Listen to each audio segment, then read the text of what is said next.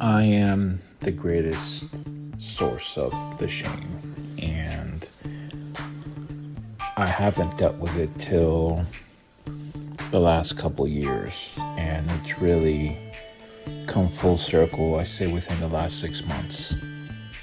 And it's just been a lot of reflecting and